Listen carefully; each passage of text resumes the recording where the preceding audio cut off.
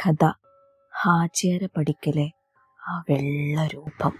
വെള്ള പുതപ്പിൽ പൊതിഞ്ഞ പോലൊരു നീളൻ കുപ്പായം, കാറ്റിൽ പാറുന്ന കറുകറുത്ത മുടി അഴിച്ചിട്ടിരിക്കുന്നു. മുഖമൊന്നും വ്യക്തമല്ല. അയാളുടെ ഓട്ടോ ലക്ഷ്യമാക്കി ആ വെള്ള രൂപം അങ്ങനെ പതിയെ മുന്നോട്ട് വരികയാണ്. വെളുപ്പാൻ കാലത്ത് റബ്ബർ വെട്ടാൻ പോയ അയാളുടെ ഓട്ടോക്ക് മുന്നിലാണ് ആ രൂപം വന്നു നിൽക്കുന്നതത്രേ. ഹോണടിക്കാനും ഹെഡ്ലൈറ്റ് ഇടാനും നോക്കിയിട്ട് ഒന്നും വർക്കാവുന്നില്ല. അതല്ലെങ്കിലും ജീവൻ പോകുന്ന പേടി വന്നാ പിന്നെ ശബ്ദം പോലും പുറത്തേക്ക് വരില്ലല്ലോ. ഹാജിയാര പടിക്കലിൽ വെച്ച് അയാൾ അലറി വിളിക്കാൻ ശ്രമിച്ചു. നാട്ടിലെ പ്രമാണിയുടെ റബ്ബർ തോട്ടം അയാളും ഭാര്യയും ചേർന്നാണ് നോക്കി നടത്തുന്നത്.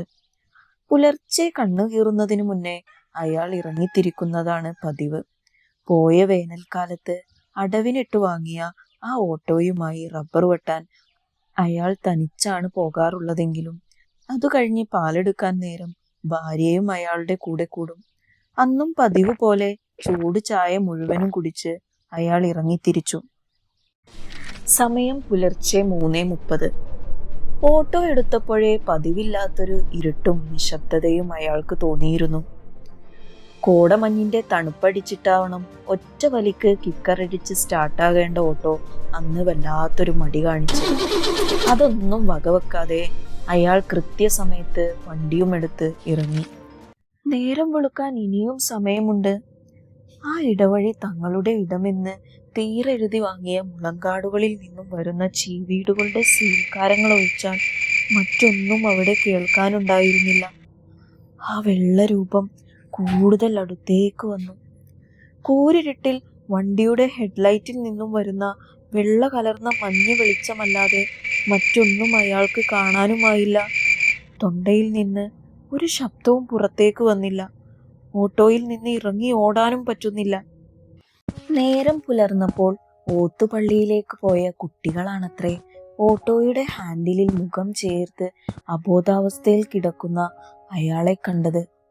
പേടി കാരണം നെഞ്ചത്ത് മുറുകെ പിടിച്ച പുസ്തകക്കെട്ട് അവരുടെ കയ്യിൽ നിന്ന് താഴേക്ക് തെന്നി വീണു. റോഡരികിനോട് ചേർന്നുള്ള പള്ളിയിൽ നിന്ന് നമസ്കാരം കഴിഞ്ഞു വന്ന ഹാജിയാരോട് കുട്ടികൾ പേടിയോടെ കാര്യം പറഞ്ഞു. അപ്പോഴേക്കും നാട്ടുകാർ ഓടിക്കൂടി. അയാളെ വേഗം ആശുപത്രിയിൽ എത്തിച്ചു. പിന്നീട് ഒരുപാട് മന്ത്രവാദങ്ങളും കർമ്മങ്ങളുമൊക്കെ ചെയ്താണത്രേ അയാളെ പഴയ ജീവിതത്തിലേക്ക് തിരികെ കൊണ്ടുവന്നത്. ആ സംഭവത്തിന് ശേഷം രാത്രികാലങ്ങളിൽ ആ നാട്ടിൽ ആരും തന്നെ ഹാജിയാര പടിക്കലിലൂടെ പോകാറുണ്ടായിരുന്നില്ല. കറണ്ട് വരുന്നതിന്റെ ഭാഗമായി മുകളിലെ ട്യൂബ് ലൈറ്റ് അടുപ്പിച്ച് 2 പ്രാവശ്യം ഒന്ന് മിന്നി. അത്രയും നേരം കഥ പറഞ്ഞ് പേടിപ്പിച്ച ആ കാരണവർ മിന്നിയ ട്യൂബ് ലൈറ്റിന്റെ വെളിച്ചത്തിൽ സ്വന്തം മുറിയിലേക്ക് മടങ്ങി. കറണ്ട് പോയതുകൊണ്ട് മാത്രം ഉറങ്ങാതെ കഥ കേൾക്കാൻ അനുവദിച്ച ഉമ്മയും ഉപ്പയും വെളിച്ചം വന്നതോടെ പതിവ് പോലെ നാളെ നേരത്തെ എണീക്കാനുള്ളതാ എന്ന് പറഞ്ഞ് കുട്ടികളെ ഉറങ്ങാൻ ചട്ടം കെട്ടി. പക്ഷേ ഹാജിയാര പടിക്കലിലെ ആ വെള്ള രൂപം പേടിച്ചരണ്ട കണ്ണുകളിൽ അപ്പോഴും മിന്നിമായുന്നുണ്ടായിരുന്നു. കിടക്കാൻ നേരത്തെ പതിവ് കൃത്യമായ മൂത്രമൊഴിക്കാൻ പുറത്തേക്ക് പോകാൻ വേണ്ടി കൂട്ടത്തിലെ ചെറിയ പെണ്ണിന് ഒടുവിൽ അല്പം ധൈര്യം അഭിനയിച്ചു നിന്ന ആങ്ങളെ തന്നെ കൂട്ടുവിളിക്കേണ്ടി വന്നു. Thank you for watching The Story With Us by Mohishira.